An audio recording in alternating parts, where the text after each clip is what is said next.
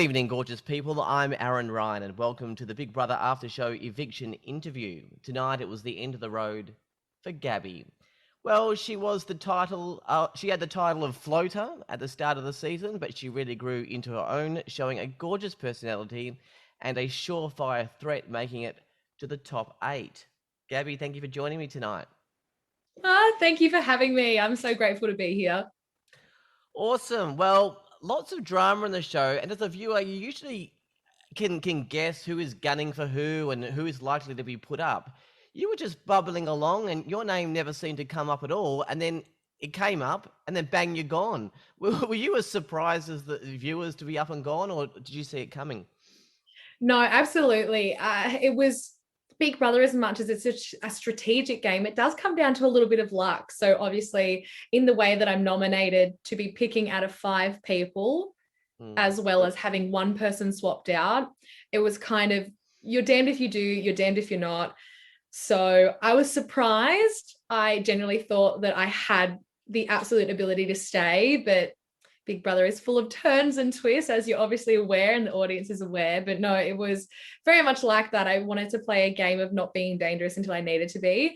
And as soon as I started to get a little bit dangerous, I definitely got put up for noms.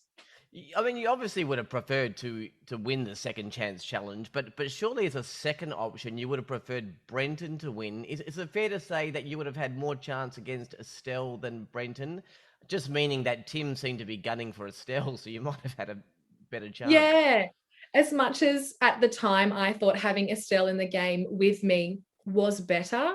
So if we both could have survived, I thought that was better for my game. But in the chairs, I just knew how many people wanted Estelle to go home in comparison to me. So I kind of was hoping in a way that Brenton would win for my own safety. But again, I kind of thought, oh, if Estelle wins, I'll be safe anyway. So to me, it kind of felt like a win-win situation, which obviously it wasn't. But no, at the time, I felt pretty safe either way. I was thinking once you and had and Brenton were like it was you and Brenton and perhaps you probably were in trouble. But then I thought, hang on, maybe with Tim, Reggie, and Estelle voting for you, there might be a deadlock and Tim would pick you. I mean, was that a Yeah. possibility, or did you think your number, was up when? Did you actually think you had a chance with Brenton there?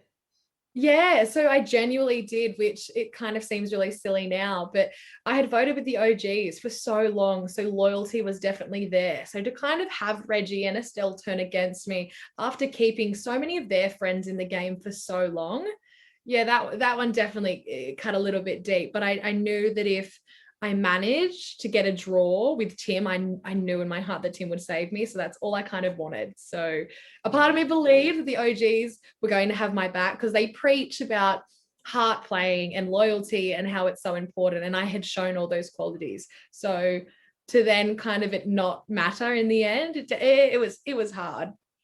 You probably haven't seen your actual eviction interview episode. Sorry, No. in the diary room.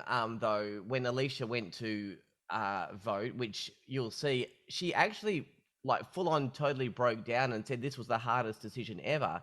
Now I know we get a very edited version, but it seemed that you were on the OG alliance, and Brenton was with Aleisha, so it seemed pretty simple to me that she would go, easily vote for to get rid of you Yeah. and keep Brenton.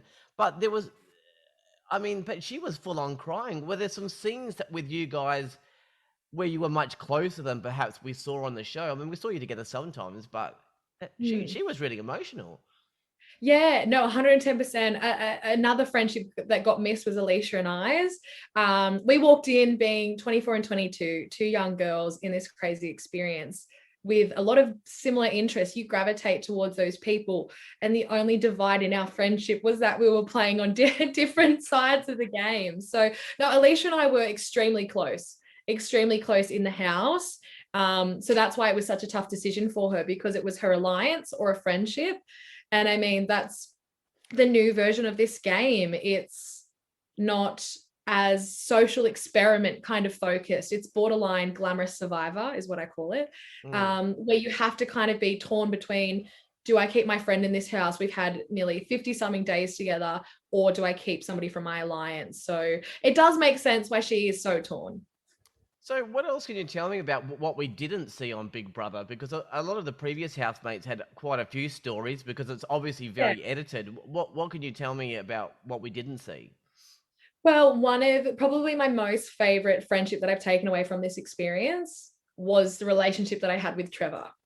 Trevor and I, Oh, wow. yeah, exactly. And it's what I mean. I did this exactly. People are so shocked by it, but Trevor and I were extremely close, which is so odd. And even it didn't make the cut in the eviction as well. But I sit there and I just speak and I'm like, if someone had told me that my best friend in this house was going to be a 48-year-old man, I would have laughed. But it was true. Like we just bonded. And I think he saw a lot of his kids in me and I saw a lot of my dad in him. And we just became this little father-daughter duo that the audience would have loved to have seen. But he would hug me after challenges and tell me he's proud of me and that my family would be proud of me. And he was just so funny. And like we even had this stupid little podcast called Gifted the Gab, and he was the talent manager, he was the security, he was all of the above, and we had a lot of fun with that. But no, that is, even Trevor himself, I feel like didn't get the edit that he deserved, but our Mm. friendship was, it was really beautiful. Oh, well, another friendship you had in there, and it's just a question about Drew, I guess, to clear up. There was a time Yes. when Sam thought you had a thing for Drew and then confronted you. I mean, you guys did seem close, and I don't mean it in any kind of romantic way. Was it just a close bond between you and Drew?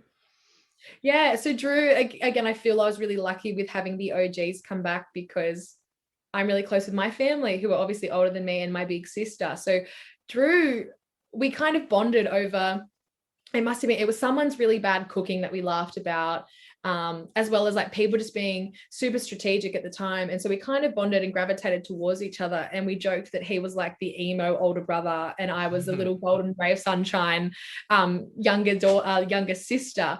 So we became really close really quickly. So when Sam kind of said that, it was a bit of a setback. And obviously I almost was like guilty by association, because then I was like, oh, well, now I don't want to be friends with Drew anymore because I don't want to Oh. feel uncomfortable. But no, Drew and I, and we're still close to this day. So Drew is literally the big brother that I never had. So, were you involved, or how do you not get involved in the whole Drew Sam Tully drama, or was there not as much drama like being in the house as we saw it in an edited version? I don't think it was as dramatic as what did come to light. Don't Yeah. get me wrong. There were a couple of times where Sam was like, oh, Tully's around a lot or this or that. But I'm like, it's a small house. We are all in each other's pockets. You can't escape anybody. But it would have, I could like, kudos to Tully being in a house with your ex-boyfriend while he's getting with someone else. That would hurt anybody. But Mm, don't get me wrong, Drew and Tully would fight like, oh, they've just been friends for so long. And I guess yeah. like you can take things out on the person you're closest to. So they would have little biffs, but I genuinely believe it's just from how close they have still been over, like they've been friends for 9 years and they've done this before. You can't not be tied to somebody like that, as much as it sucks that they kind of had to do their experience together again. But I think it's awesome in the sense of like Tully went in there trying to relive a very different experience. And then good old Drew went and did the exact same thing he did last time. So they both kind of had very different experiences this time around. But no, I never thought that the fights that I ever saw were astronomical like the Yeah. editing has made some seem. At the start of the season, you and Lulu were classified as floaters. You guys, though, had a lot of power because alliances needed you as like their extra vote. Did you realize how much power you had back then? And were you actually a floater? It's hard to say. I always wanted to be labeled the term as floater because then no one can put you in a box and people still tell you things. And I clicked onto that pretty early on. A lot of people will be like, oh, floater's the easiest game. It's definitely not. I reckon it's one of the hardest to, I guess, even stay for this long. Like realistically, the only two floaters that are kind of left were myself and Taras. So that's two out of however many kind of started with us. But no, there was, and that's what kind of annoyed me. People would be like, oh, floaters don't do anything. Floaters. And I'm like, I don't know if you've realized, but I'm controlling the game right now, which is a pretty awesome place to be, like to be the deciding vote. of who stays and who goes, you're practically hand picking. So I reckon at the start, I didn't realize how much power I had. And I can remember the time that I did was when Joel came up to me and he was just trying to convince me to get rid of Drew. And he kind of gave me this threat. And I loved my response of being like, well, this sounds like a threat, Joel. And when I realized how scared he kind of was, I was like, this is awesome. I have so much more power than what I realize, and I'm going to run with it. So it was good to finally work out that being a floater, you almost have full control over the game for a little while. I love it when someone says something that's the opposite to what we kind of see on TV, like in the sense of you just said about Taras being a floater. I never, I mean, I never saw that. He seemed to be completely a newbie and completely with Johnson and JC and that. So was he a floater, was he? I would definitely say Taras is more of a floater. Watching back now, like you said, it definitely doesn't seem that way. But he was really close with Estelle throughout the experience. Him and Dave made a deal very early on to never put a point on each other.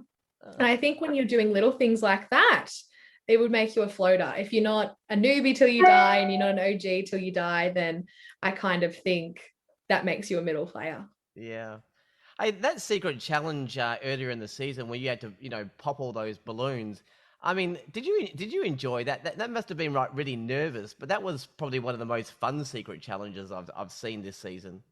Yeah, it was a really light-hearted one. And I guess we Yeah. were doing things for the house. It wasn't a selfish task, which made it even more enjoyable. And I can remember it was really odd. Two people were getting called into the diary room, and you get very suspicious in the Big Brother house and very paranoid. So I was kind of people getting called in, and then they go like, Drew and Gabbie to the diary room. And I was like, oh, awesome. I'm going in with one of my big brother over here. This is going to be brilliant. So we're sitting there and he was just talking and Big Brother's asking questions and we're like, yeah, having a good day, having a little bit of a giggle. And he's like, I've got something for you. And Drew and I just looked at each other and were like, you've got two of the most, not evil, but honestly, they couldn't have picked a perfect two for the challenge. That's my obviously personal opinion, but a little bit crafty and sneaky, but not in a malicious way. So I was like, this is perfect. And I can remember so many different ways. I was wearing overalls, so I'd put a pin through my overall. So if I caught it like this, it would we were just thinking there were so many ways that we were trying to do it. And as much as I was nervous, and then my other tactic was I'll blame others. So I was like, I think so-and-so is a saboteur. And so that would be my highlight of the Big Brother experience, was probably that challenge, because it was just so much fun, and seeing everybody's face light up once we got out and saw this absolute KFC fiesta. It was, as much as it's fun doing secret missions for yourself, it's an incredible feeling, especially so early on when we don't have a lot of food and we haven't won house tasks, to see everybody just having a good time. It's like the game gets put on pause. It's a very surreal feeling, and it's a lot of fun. For sure. Look, I want to ask you, and this is obviously no disrespect to you, because obviously you were a big player making it to the top 8, but there were obviously some very big noisy names like Reggie, Tim, Drew, Trevor, and even some of the newbies now like Aleisha and Johnson. When you're in the house, do you feel equal and anyone can win, or is there some sort of pressure because of this, the so-called big names? I think it's really hard because I've always been taught, work smarter, not harder. And I thought in the game, just because you're not the loudest player doesn't mean that you're not one of the best. So it was really hard. I felt underestimated a lot in the game and undermined, which made it really hard. And it felt like it made me feel like I was like, I'm trying, almost like I'm trying to swim and stay afloat. And I'm trying to be a good player. I'm trying to be a big player. But people would just be louder than you and make more noise, and then they're labeled as big players, where sometimes I've even thought, well, what have you done? It just is my opinion. I've looked back. Tim, obviously mega mastermind. I can't fault his game. Even Estelle with the J crew, but sometimes with the newbies, I was always like, you're calling yourselves the smartest and the baddest and the biggest, but what have you done? It could be very different, obviously, after the time that I leave, which is really sad. But to me, there wasn't a lot of their stuff that made them big bad players. I was a little bit confused about, which does not to disrespect their game at all. But sometimes it felt as though if you just weren't the biggest, the baddest, and the loudest, then you weren't a big game player.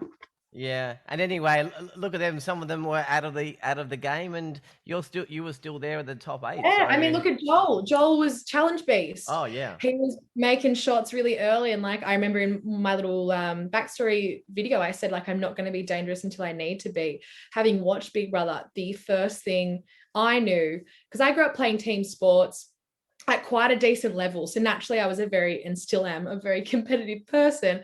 But I knew I was like, if you win challenges, you're out. Yeah. If you come off as a threat, you're out. So I was like go Joel, go Lara, you guys are doing amazing, you're beasts, but they're going to want you gone. And as we saw, that's exactly what kind of happened. So it's not always, it's Big Brother, it has so many different elements and so many different ways to play. And just because you're not the loudest, the biggest, and the baddest doesn't mean that you aren't a good player. For sure. Look, a quick game of choose a housemate, Gabbie. I've done this with everyone else. So, Hey! most genuine. Oh, I feel like I should be much faster than this. Trevor. Yeah, okay. Trev What about would tell you exactly where you're putting. He would tell you where he's putting his vote. He would, yeah, I would say Trevor. you know, number 2 is going to be, after you say most genuine, is going to be most non-genuine.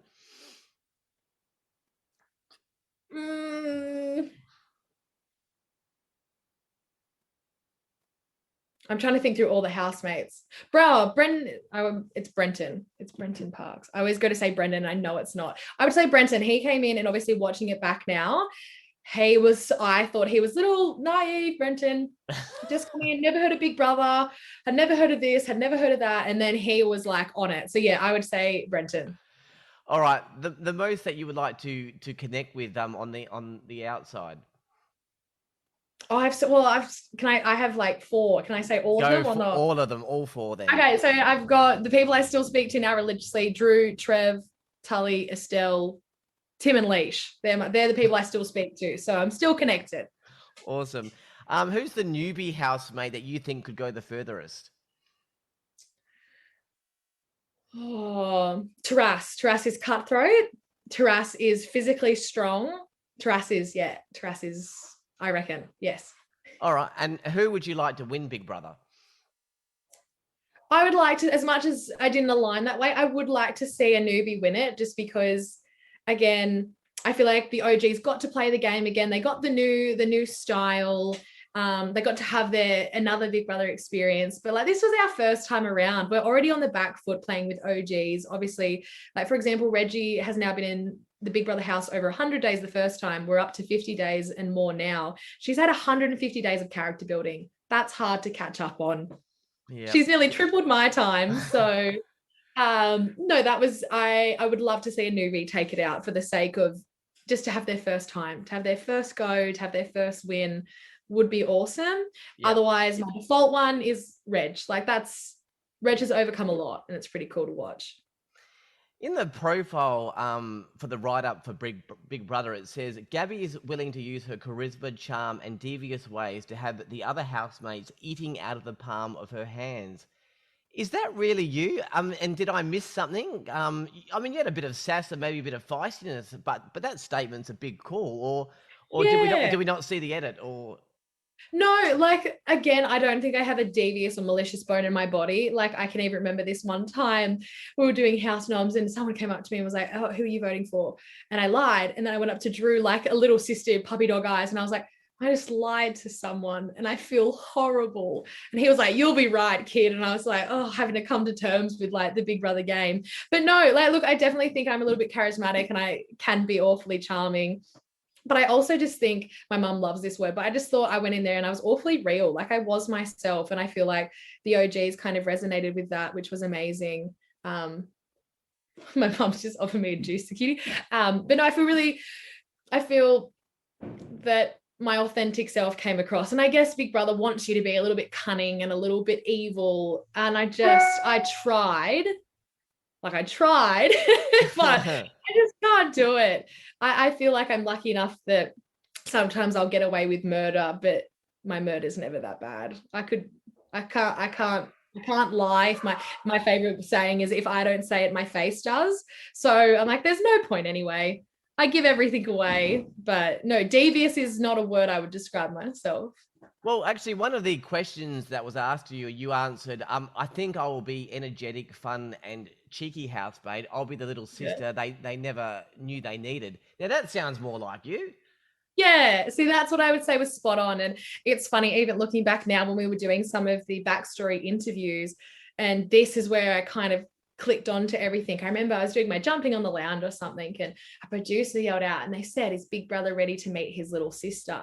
And I was just like, bingo, like I'm the youngest, I'm going to be the little sister of the season, like this is my role, which was really cool because like nobody ever knows what you've been put in the house for, so to kind of hear something that is me, like would have been really bad to hear like, is Big Brother ready to be lied to by absolutely everybody, or something that just wasn't me, but to hear that, like I'm lucky enough, I grew up in this really big family of, we're not cousins and aunties and uncles by choice, by blood, but by choice. So, and I'm the youngest of that, and that has nearly 6 different families in it. And then I'm the little sister of my family between my older sister and I. So all I wanted to be was just the fun, cheeky little sister. And I'm hoping, I feel that's what came across. I hope everyone else kind of saw it that way. But Yeah. yeah, that I would definitely say that describes me a whole lot better. And a beautiful mum that comes and gives you some juice in the middle of an interview. That's lovely. What a I know, beautiful. bless her. She tapped on my window because I was like, can she not see me? But yeah, and so like that was really hard going into the experience. You kind of saying goodbye to your family and friends, right? But like you could be back in 4 days. So you're trying to mentally prepare yourself, but you just don't know when your time is going to be up. So as much as I was devastated to leave, knowing I was coming home to my family was, yeah, like I'm very lucky that I had a family in and outside the experience. And I understand COVID put your career on hold being a flight attendant and you went to retail. What are you up to now? Are you back in the sky, or what's your plans now for the rest of 2022? Yeah, funny. Completely, it's taken a completely different turn. So when I stopped flying in, must have been 2020 originally when we all got stood down because of the beautiful COVID. I'm not one for sitting still, hence why I ended up on Big Brother. But I went and I studied my diploma of fashion business. Ah, We started doing some digital marketing stuff, realized I loved it. So now I actually work in a creative space. I work as a social media marketing coordinator for the incredible Taria Pitt, if you have heard of her. She was on Celebrity. Celebrity Apprentice. Yeah, yeah. Yeah, so and that was really funny as well. So I had got hired after Big Brother, and I didn't tell them because like you don't want to ever tell your boss you're on reality TV. And it was her as well. So it's even more terrifying. And she eventually opened, like, she's like, okay, by the way, guys, like Celebrity Apprentice will be coming out this year. I was on it this season. And then we were at an event together, and I was like, I actually have something to tell you as well. And she's like, what? And I was like, oh, I finished filming Big Brother in December. And she was like, oh my goodness. And so we ended up obviously airing at the same time. And it was a lot of reality TV for a little bit, but it was a lot of fun to kind of, I guess, not compare war stories, but just talk about, I guess, the different reality TV shows and the production side of things, is because obviously not a lot of people get to experience it. So to have my boss and I going through the same thing of being like, but what about the edit? But what about this? Or, oh my God, I'm worried about that. I'm worried about this. It was nice to have somebody that was as incredible as she is going through the exact same thing as me. So be honest, when Celebrity Apprentice and Big Brother was on, which one did you watch first, and then which one did you catch up on later? I had to watch mine first. I could not do it because I would get like an influx of DMs, or people would be asking me questions. Like I can remember I was out I obviously this was at the start of the season, but even when that like when Joel threatened me comment came in, my phone blew up and I was like, I'm gonna have to go watch it like now because people are asking me questions and I don't have the answers because I haven't seen it. And obviously we're not allowed to talk about things that haven't come to air. So I did have to watch Big Brother first. Sorry, Taria, if you ever listen to this. But no, yeah, Celebrity Apprentice did come second. There you go. Yeah. Gabbie, like you were certainly fun and energetic, a secret powerful player that made it to the top 8. Well done, Yeah. and Thank you look so forward to much. seeing you again in the finale. Yay! You're gonna come? Absolutely. Oh, yay, that's so exciting. I'll look forward to seeing you there. All right, Gabbie, thanks for joining me tonight. All right. See you later.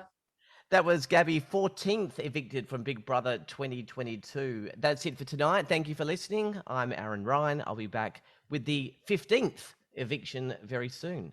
Good night.